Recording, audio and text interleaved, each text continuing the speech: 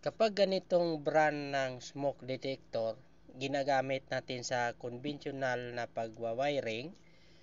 Ang pagwiring nito ay L2 negative, L1 positive.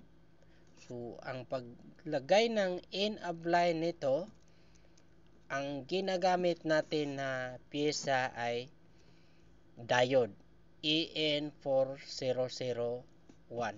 So, ganyan ang ilagay natin na in-up line. So, sa paglagay naman dito, yung terminal 2 ng L2, diyan natin ilagay yung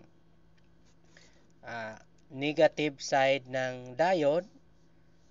Yung L1 naman na out, diyan natin ilagay ang positive side ng diode para gumagana ang ating smoke detector at hindi mag-trouble doon sa panel.